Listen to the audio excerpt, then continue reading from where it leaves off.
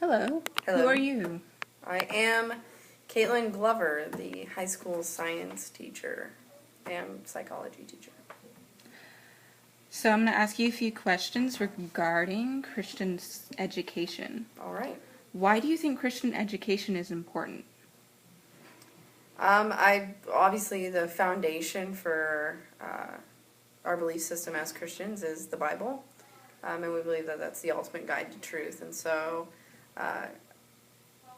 Christian education emphasizes education from that viewpoint. Mm-hmm. So we look at the world, we examine the world through our Christian worldview.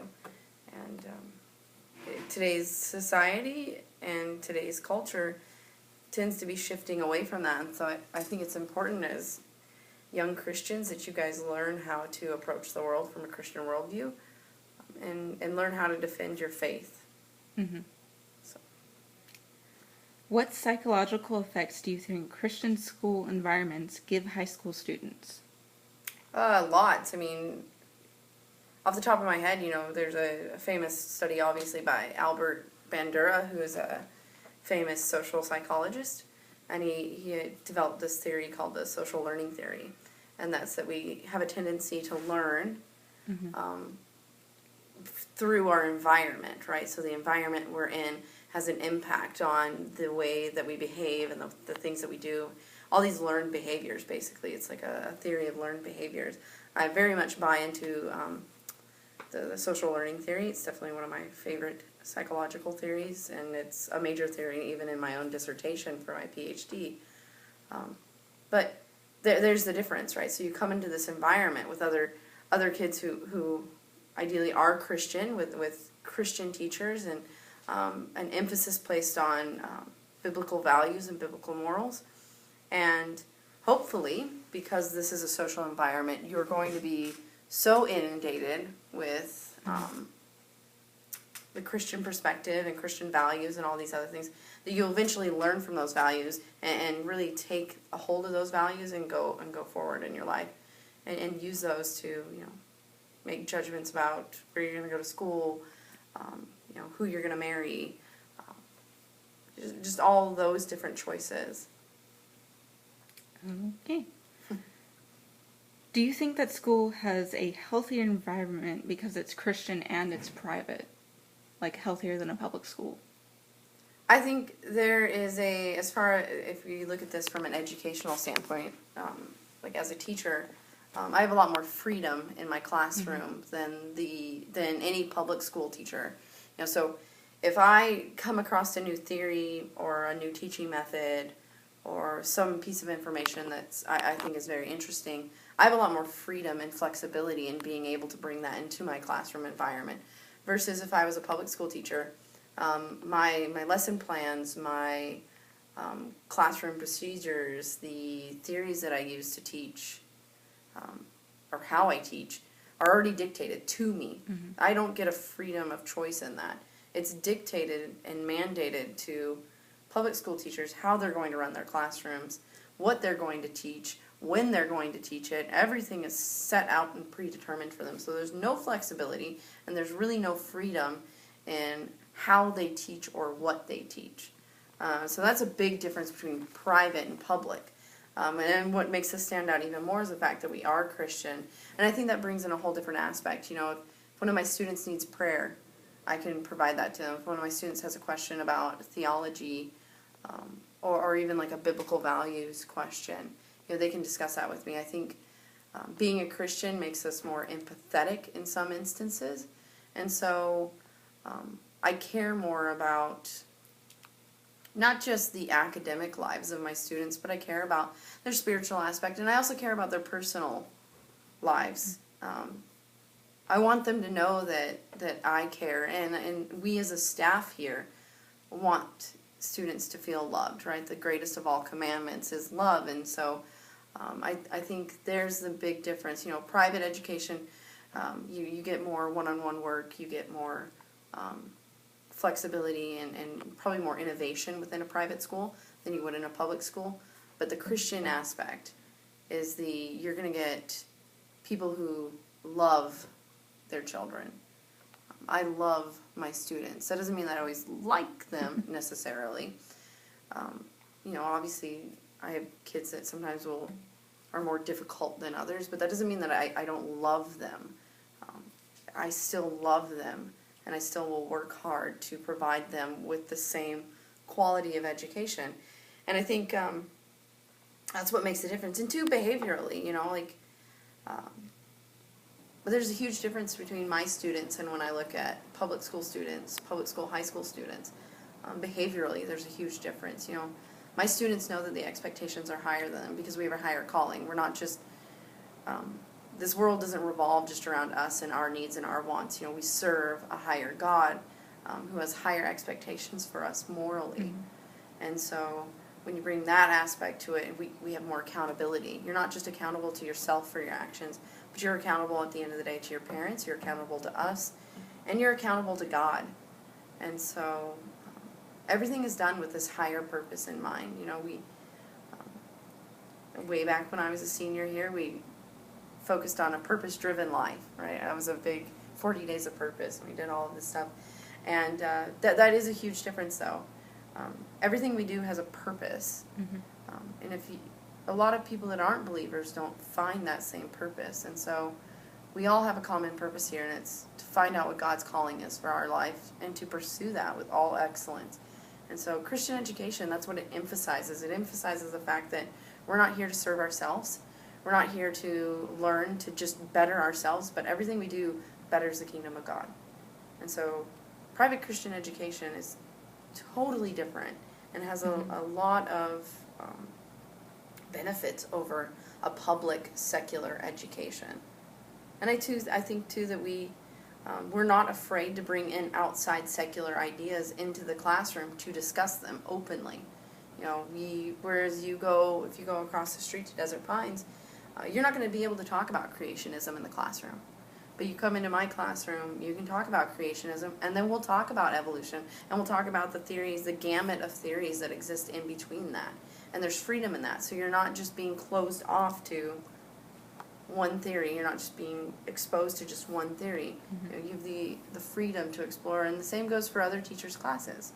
We're not going to shy away from something because it doesn't necessarily fall within our belief system or anything like that. We're going to openly discuss these things so that you guys are aware, and you're not going to get that in public school systems. How do you think a small school affects the student psychology?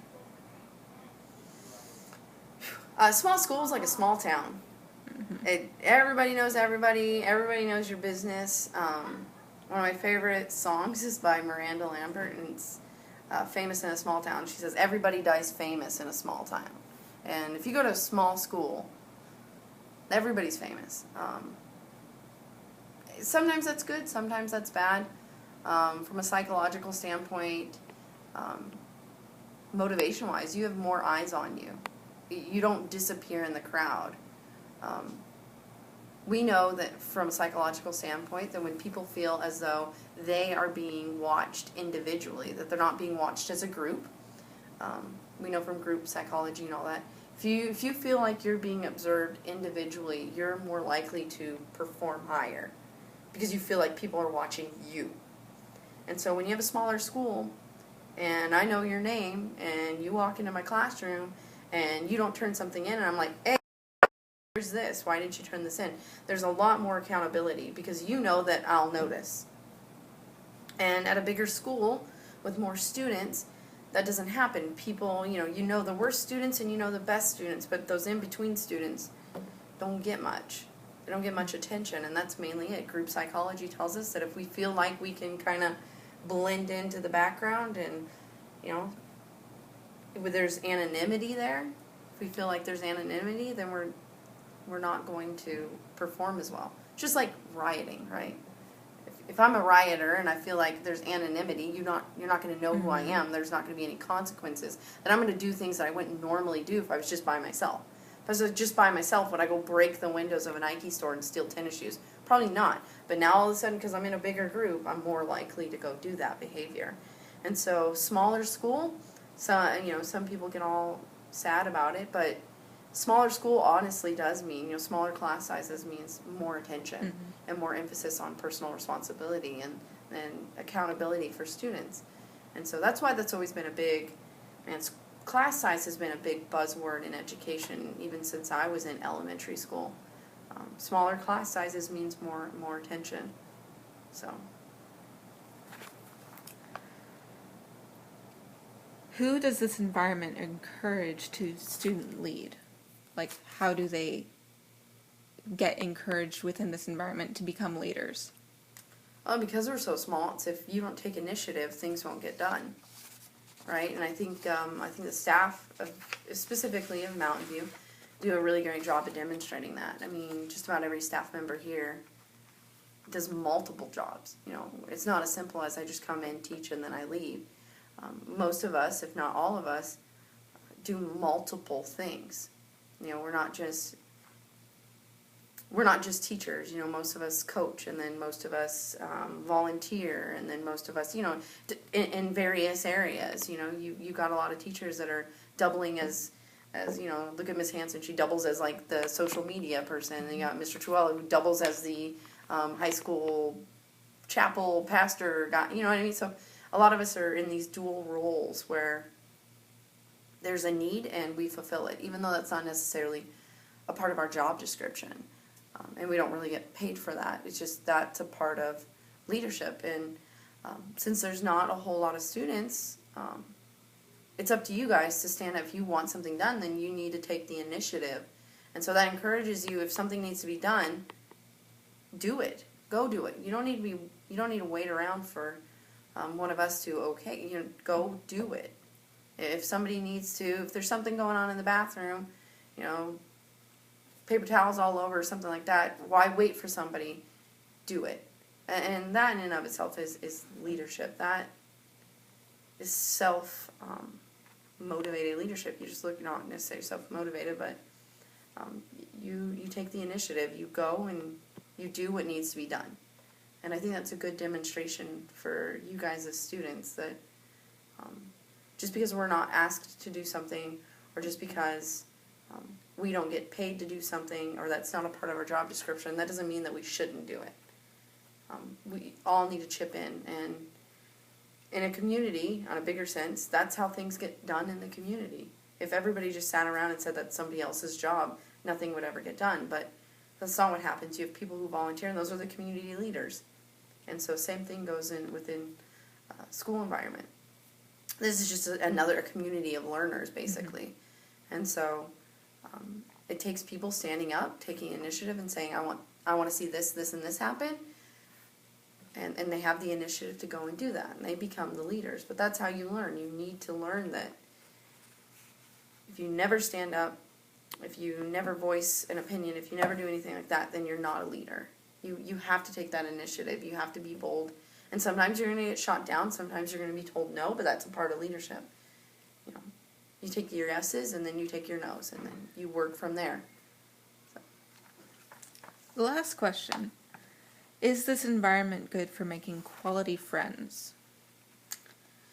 Yeah, I mean, you don't really have a choice, right? Yeah. I mean, if there's 15 other kids in your class, you know what I mean? Your friend group you're limited. Yeah, I mean, there's a lot of people in the school who are friends who, if in a public environment with more options, would never in a million years be friends. I mean, there's friends that I've made that I probably would have never been really good friends with had I not been at this school. And there's a lot of opportunities that I've had that I wouldn't have had I not come to this school, even as as an alumni of here. There's a lot of relationships that you develop that you would never have developed in a public environment. I mean,